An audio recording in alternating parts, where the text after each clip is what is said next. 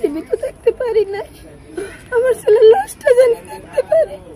সরকারের কাছে এটাই আমার আবেদন, দক্ষিণী মারে এটাই আবেদন, আর কিছুই নয়। আর যারা নিচে আমার সন্তানটি আমার সন্তানটা কারণ নিল, আমার সন্তানটা জানি ফিরে পাই, আমি জানি খবরটা দেখতে পারি, লাশটা দেখতে পারি। আমি তো দুবাই যেতেছি। আমি কি বাবা তুমি দুবাই যেতেছ, হঠাৎ করে কিভাবে কেমনে যেতেছ, কে নিতেছে, আমি তো কিছু বুঝলাম না। ও বাবা আমার এক বড় ভাই নিতেছে। আমি তো তোমার বড় ভাই যদি তোমার নিতেছে, তার ঠিকানা কোথায়, সে কই থাকে, আসা কি বিষয়, কিভাবে নিল। সে আমার বলছে 50,000 টাকা বেতন দিব, তার ফ্যাক্টরিতে থাকবো, খাওয়া দাওয়া সব কোম্পানি। তা আমি বললাম তো ওই লোকের বাড়ি কই, থাকে কই, ওই লোকের তুমি চিনবা না।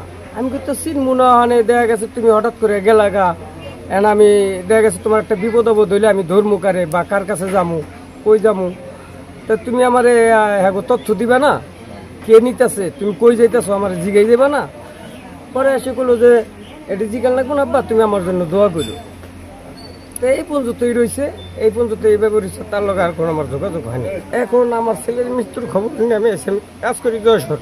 এখন আমার ছেলেটারে কিভাবে আনা যায়, সে যদি অপরাধ করে থাকে তারা তল্লাই নিয়ে গেছে গা, আর কি অপরাধ করছে না করছে তো আমি কিছুই জানি না। আমার বান্ধব যদি আমার জায়গা দেয়, মাটিতে জায়গা দিব, থাকবো, দেখুন।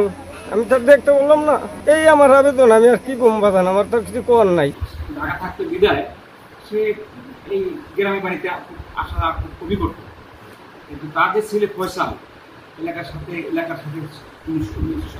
কোনো সম্পর্ক ছিল না, সে এলাকার লোক চেনে না, আমিও চিনি না, কিন্তু পরস্পর শুনতে পেলাম যে এই আউয়াল মনোরের ছেলে।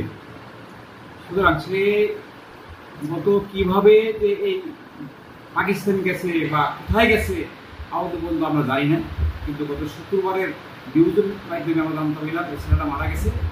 হ্যাঁ, যেহেতু তার পিতা আউয়াল মোড়ল মোটামুটি ভালো লোক, আমরা জানি কোনো দলের সাথে সম্পর্ক ছিল না। সে হচ্ছে আপনার পাকিস্তানে জঙ্গি হামলার জন্য উদ্দেশ্যে গিয়েছিল এবং সেখানে সশস্ত্র বাহিনীর সাথে যুদ্ধ করে শহীদ হয়েছে, মারা গেছে। তো এই ইস্যুটা আমরা শুনতে পেরেছি, তবে এইটা আমরা এখনো পর্যন্ত এদের পরিবারের সাথে কথা বলতে পারিনি, ওনারাও আমাদের সাথে যোগাযোগ করে নেই। তো যদি পরিবার আইনি সহায়তা চায় তাহলে আমাদের আইনগত প্রক্রিয়ায় যদি দেশে ফেরত আনার কোনো ব্যবস্থা থাকে তাহলে আমরা কথা বলে যে কোনো কর্তৃপক্ষের সাথে কথা বলে আইনগত সহায়তা দিতে পারবো।